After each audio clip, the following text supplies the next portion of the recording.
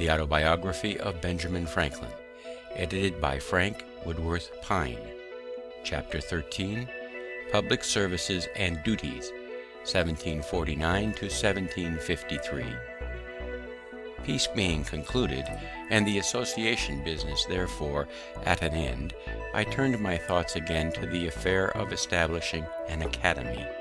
The first step I took was to associate in the design of a number of active friends, to whom the junto furnished a good part. The next was to write and publish a pamphlet entitled Proposals Relating to the Education of Youth in Pennsylvania. This I distributed among the principal inhabitants gratis, and as soon as I could suppose their minds a little prepared by the perusal of it, I set on foot a subscription for opening and supporting an academy. It was to be paid in quotas yearly for 5 years. By so dividing it, I judged the subscription might be larger, and I believe it was so, amounting to no less, if I remember right, than £5,000. In the introduction to these proposals, I stated their publication, not as an act of mine, but of some public-spirited gentleman, avoiding as much as I could, according to my usual rule, the presenting myself to the public as the author of any scheme for their benefit. The subscribers, to carry the project into immediate execution, chose out of their numbers 24 trustees, and appointed Mr. Francis, then Attorney General, and myself to draw up constitutions for the government of the Academy, which being done and signed, a house was hired, masters engaged, and the schools opened, I think, in the same year, 1749. Begin footnote. Trench Francis, uncle of Sir Philip Francis, emigrated from England to Maryland to become attorney for Lord Baltimore. He removed to Philadelphia and was Attorney General of Pennsylvania from 1741 to 1755. He died in Philadelphia, August 16, 1758. End footnote.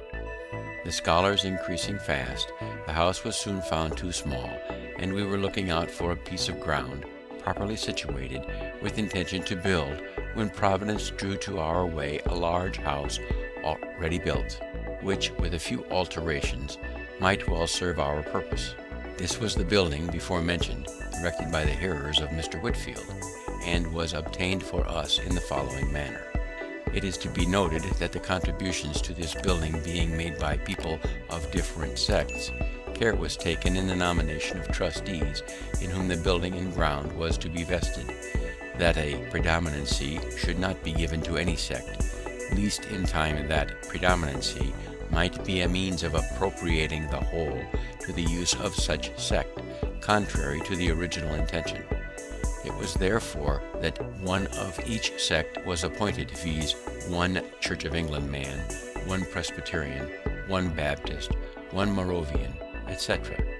Those, in case of vacancy by death, were filled it by election from among the contributors. The Moravian happened not to please his colleagues, and on his death they resolved to have no other of that sect. The difficulty then was, how to avoid having two of some other sect by means of the new choice. Several persons were named, and for that reason not agreed to. At length one mentioned me, with the observation that I was merely an honest man, and of no sect at all, which prevailed with them to choose me. The enthusiasm which existed when the house was built had long since abated, and its trustees had not been able to procure fresh contributions for paying the ground rent and discharging some of the other debts the building had occasioned, which embarrassed them greatly. Being now a member of both sets of trustees, that for the building and that for the academy, I had a good opportunity of negotiating with both, and brought them finally to an agreement, by which the trustees for the building were to cede it to those of the academy, the latter undertaking to discharge the debt, to keep forever open in the building a large hall for occasional preachers according to the original intention, and maintain a free school for the instruction of poor children. Writings were accordingly drawn, and on paying the debts, the trustees of the academy were put in possession of the premises, and by dividing the great and lofty hall into stories and different rooms above and below for the several schools, and purchasing some additional ground, the whole was soon made fit for our purpose, and the scholars removed into the building. The care and trouble of agreeing with the workmen, purchasing materials, and superintending the work fell upon me, and I went through it the more cheerfully, as it did not then interfere with my private business, having the year before taken a very able, industrious, and honest partner, Mr. David Hall, with whose character I was well acquainted, as he had worked for me 4 years. He took off my hands all care of the printing office, paying me punctually my share of the profits. The partnership continued 18 years, successfully for us both. The trustees of the Academy, after a while, were incorporated by a charter from the governor. Their funds were increased by contributions in Britain and grants of land from the proprietaries, to which the Assembly had since made considerable addition, and thus was established the present University of Philadelphia. I have been continued one of its trustees from the beginning, now near 40 years, and have had the very great pleasure of seeing a number of the youth who have received their education in it distinguished by their proven abilities, serviceable in public stations, and ornaments to their country. Footnote. The institution was later called the University of Pennsylvania. End footnote. When I disengaged myself, as above mentioned, from private business, I flattered myself that, by the sufficient though moderate fortune I had acquired, I had secure leisure during the rest of my life for philosophical studies and amusements. I purchased all of Dr. Spence's apparatus, who had come from England to lecture here, and I proceeded in my electrical experiments with great alacrity. But the public, now considering me as a man of leisure, laid hold of me for their purposes. Every part of our civil government, and almost at the same time, imposing some duty upon me. The governor put me into the commission of the peace. The corporation of the city chose me of the common council, and soon after an alderman, and the citizens at large chose me a burgess to represent them in assembly. This latter station was more agreeable to me, as I was at length tired with sitting there to hear debates in which, as clerk, I could take no part, and which were often so unentertaining that I was induced to amuse myself with making magic squares or circles, or anything to avoid weariness, and I conceived my becoming a member would enlarge my power of doing good. I would not, however, insinuate that my ambition was not flattered by all these promotions. It certainly was, for considering my low beginning, they were great things to me, and they were still more pleasing as being so many spontaneous testimonies of the public good opinion, and by me entirely unsolicited.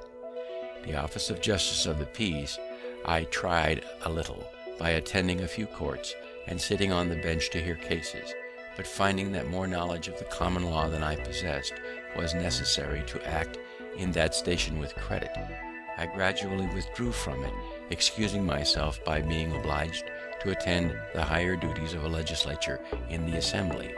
My election to this trust was repeated every year for 10 years, without my ever asking any elector for his vote, or signifying, either directly or indirectly, any desire of being chosen. On taking my seat in the House, my son was appointed their clerk.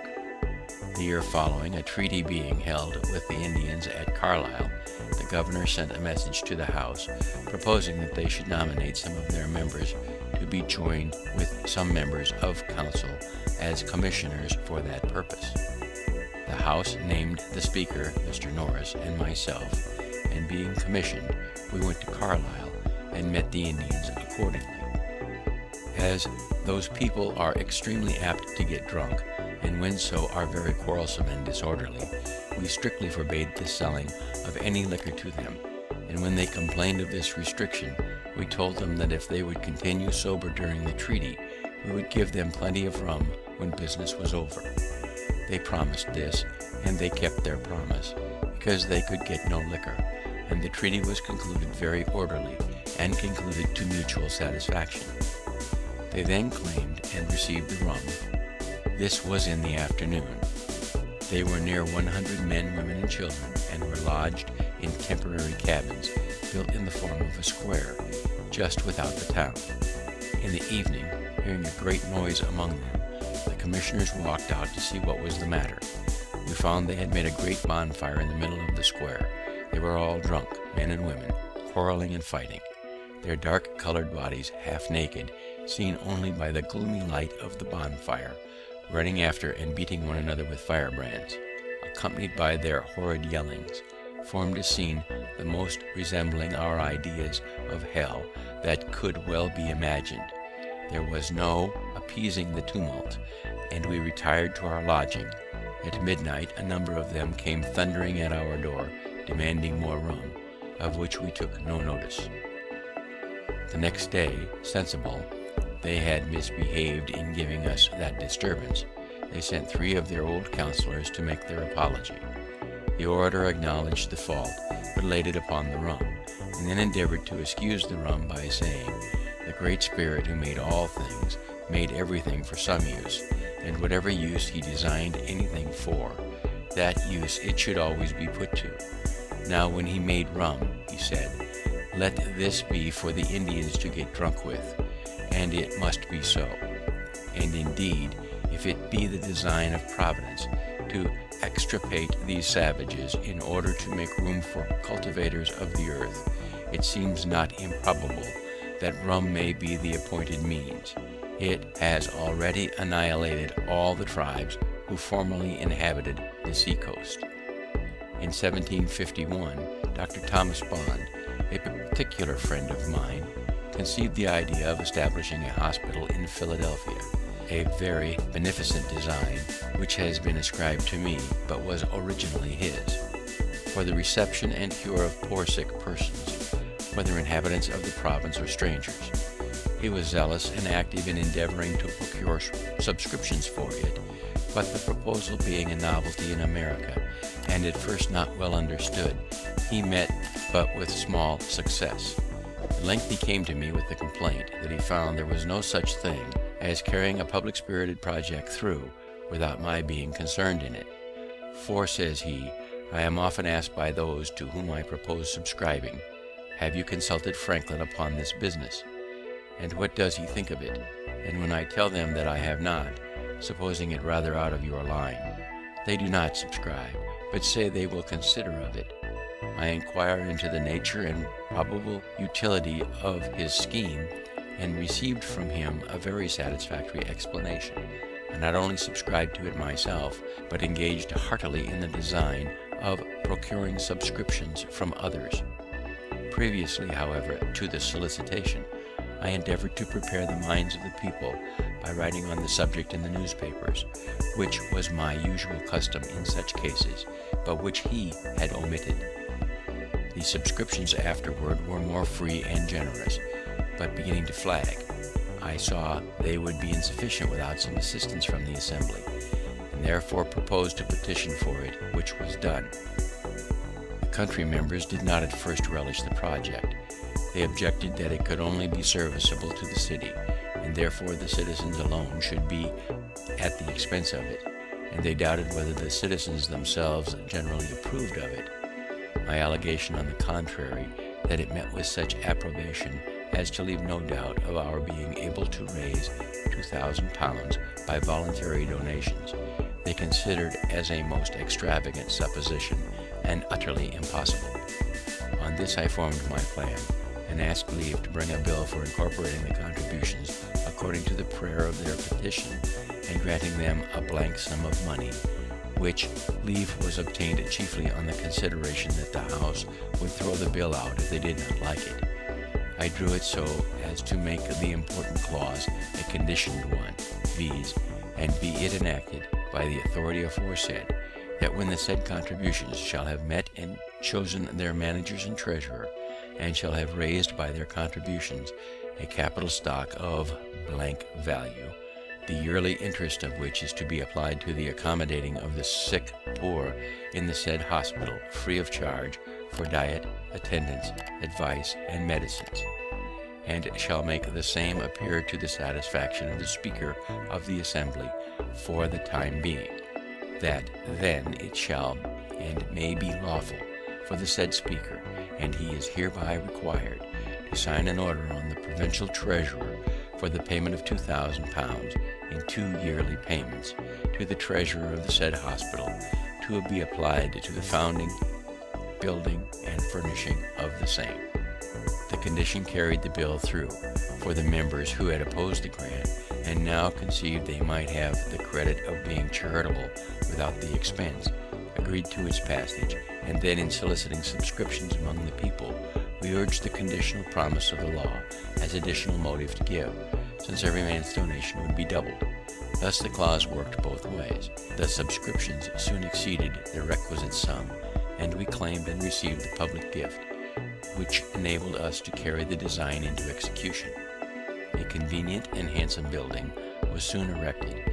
The institution has by constant experience been found useful and flourishes to this day, and I do not remember any of my political maneuvers, the success of which gave me at the time more pleasure, or wherein, after thinking of it, I more easily excused myself for having made some use of cunning. It was about this time that another projector, the Reverend Gilbert Tennant, came to me with a request that I would assist him in procuring a subscription for erecting a new meeting house. It was to be for use of a congregation he had gathered among the Presbyterians, who were originally disciples of Mr. Whitefield. Unwilling to make myself disagreeable to my fellow citizen by too frequent soliciting their contributions, I absolutely refused. He then desired I would furnish him with a list of names of persons I knew by experience to be generous and public-spirited. I thought it would be unbecoming in me, after their kind compliance with my solicitations, to mark them out to be worried by other beggars, and therefore refused also to give him such a list. He then desired I would at least give him my advice. That I will readily do, said I, and in the first place I advise you to apply to all those whom you know will give something. Next, to those whom you are uncertain whether they will give anything or not, and show them the list of those who have given. And lastly, do not neglect those who you are sure will give nothing, for in some of them you may be mistaken. He laughed and thanked me, and said he would take my advice. He did so, for he asked of everybody, and he obtained a much larger sum than he expected, with which he erected the capacious and very elegant meeting house that stands in Arch Street. Begin footnote. Gilbert Tennant, 1703 to 1764, came to America with his father, Reverend William Tennant, and taught for a time in the Log College, from which sprang the College of New Jersey. End footnote.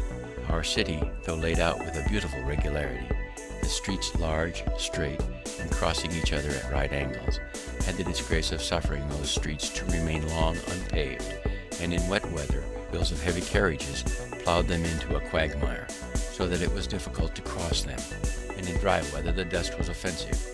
I had lived near what was called the Jersey Market, and saw with pain the inhabitants wading in mud while purchasing their provisions. A strip of ground down the middle of that market was at least paved with brick, so that being once in the market they had firm footing, but were often over shoes in dirt to get there. By talking and writing on the subject, I was at length instrumental in getting the street paved with some stone between the market and the bricked foot pavement that was on each side next to the houses. This for some time gave an easy access to the market, dry shod, but the rest of the street not being paved, whenever a carriage came out of the mud upon the pavement, it shook off and left its dirt upon it, and it was soon covered with mire, which was not removed, the city as yet having no scavengers. After some inquiry, I found a poor industrious man who was willing to undertake keeping the pavement clean by sweeping it twice a week, carrying off the dirt from before all the neighbors' doors for the sum of 6d. per month, to be paid by each house.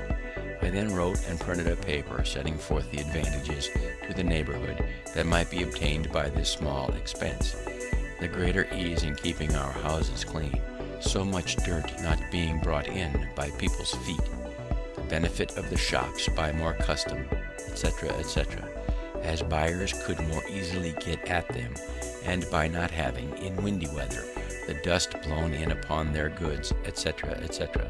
I sent one of these papers to each house, and in a day or two went round to see who would subscribe an agreement to pay these sixpence. It was unanimously signed, and for a time well executed. All the inhabitants of the city were delighted with the cleanliness of the pavement that surrounded the market, it being a convenience to all, and thus raised a general desire to have all the streets paved, and made the people more willing to submit to a tax for that purpose. After some time I drew a bill for paving the city, and brought it into the Assembly. It was just before I went to England in 1757, and did not pass until I was gone, and then with an alteration in the mode of assessment, which I thought not for the better, but with an additional provision for lighting, as well as paving the streets, which was a great improvement. It was by a private person, the late Mr. John Clifton, his giving a sample of the utility of lamps by placing one at his door, that the people were first impressed with the idea of enlightening all the city. The honor of this public benefit has also been ascribed to me, but it belongs truly to that gentleman.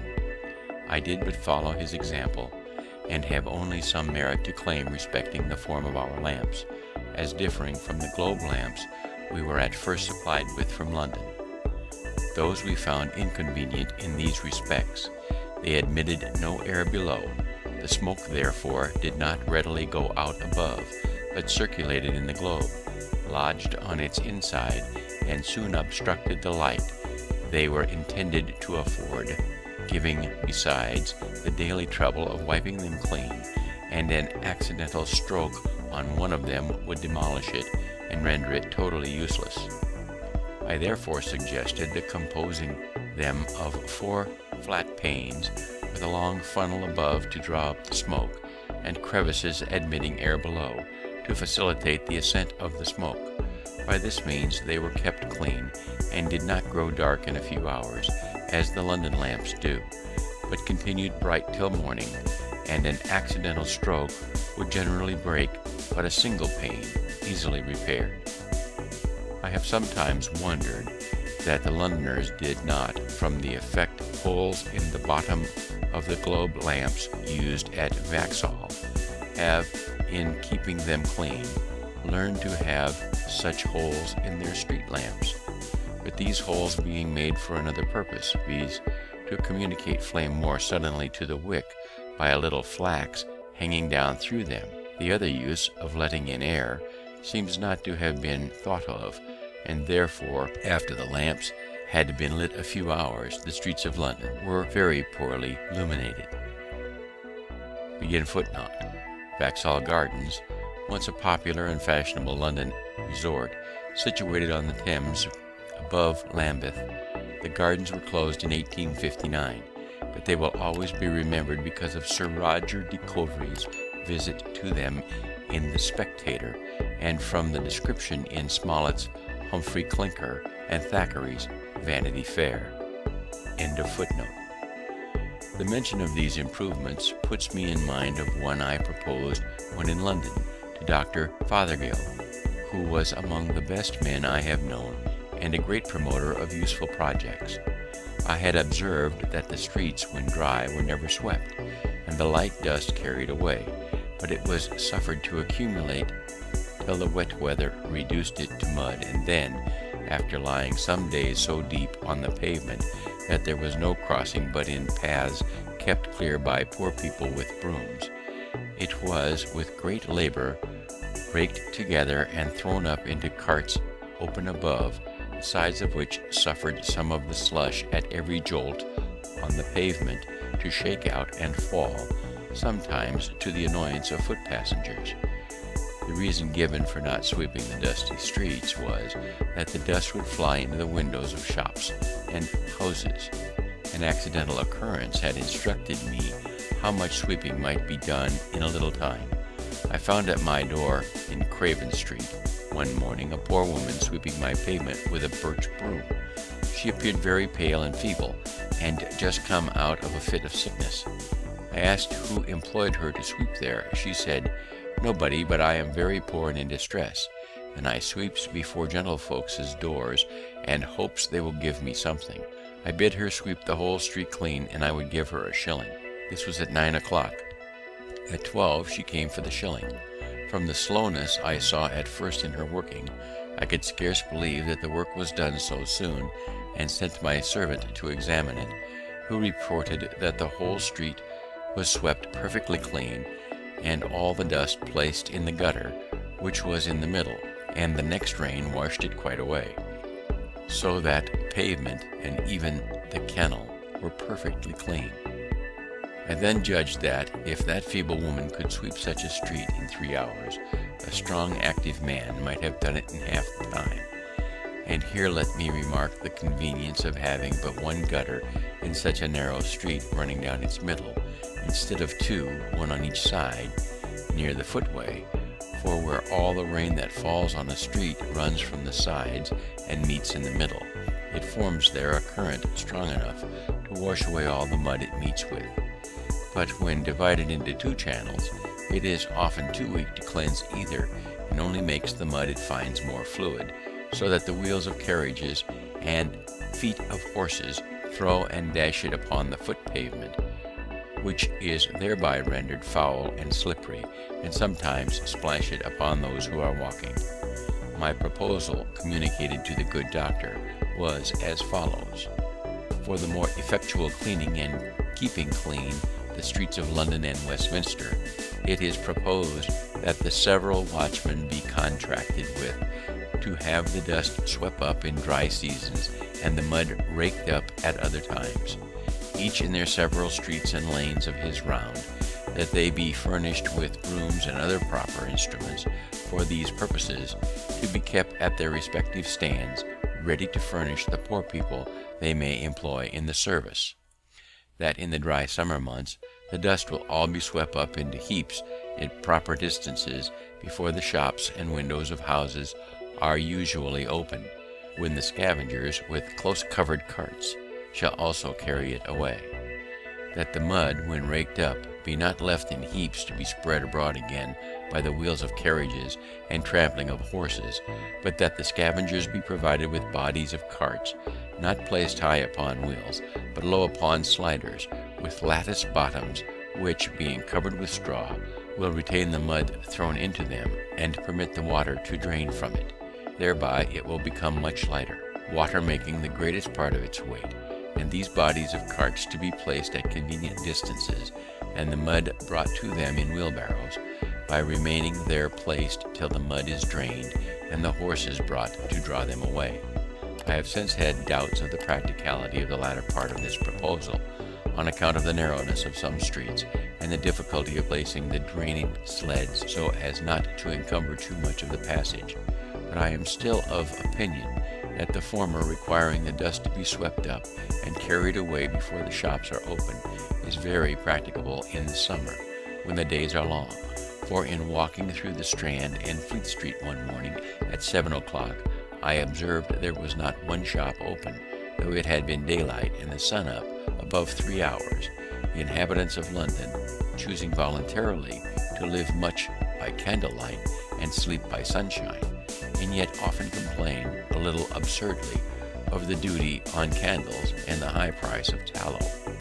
Some may think these trifling matters not worth minding or relating, but when they consider that though dust blown into the eyes of a single person or into a single shop on a windy day is but of small importance, yet the greater number of the instances in a populous city and its frequent repetitions give it weight and consequence, perhaps they will not censure very severely those who bestow some attention to affairs of this seemingly low nature.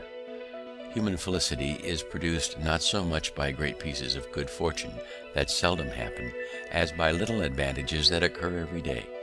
Thus, if you teach a poor young man to shave himself and keep his razor in order, you may contribute more to the happiness of his life than in giving him 1,000 guineas. The money may be soon spent, the regret only remaining of having foolishly consumed it, but in the other case he escapes the frequent vexation of waiting for barbers, and of their sometimes dirty fingers, offensive breaths, and dull razors. He shaves when most convenient to him, and enjoys daily the pleasure of its being done with a good instrument. With these sentiments I have hazarded the few preceding pages, hoping that they may afford hints which some time or other may be useful to a city I love, having lived many years in it very happily, and perhaps to some of our towns in America. Having been for some time employed by the Postmaster General of America as his comptroller in regulating several offices and bringing the offices to account, I was, upon his death in 1753, appointed jointly with Mr. William Hunter to succeed him by a commission from the Postmaster General in England. The American office never had hitherto paid anything to that of Britain. We were to have £600 a year between us, if we could make that sum out of the profits of the office. To do this, a variety of improvements were necessary. Some of these were inevitably at first expensive, so that in the first 4 years the office became above £900 in debt to us. But it soon after began to repay us, and before I was displaced by a freak of the ministers, of which I shall speak hereafter, we had brought it to yield 3 times as much clear revenue to the Crown as the Post Office of Ireland. Since that imprudent transaction, they have received from it not 1 farthing. The business of the Post Office occasioned my taking a journey this year to New England, where the College of Cambridge, of their own motion, presented me with the degree of Master of Arts. Yale College, in Connecticut, had before made me a similar compliment. Thus, without studying in any college, I came to partake of their honors. They were conferred in consideration of my improvements and discoveries in the electric branch of natural philosophy. End of chapter 13.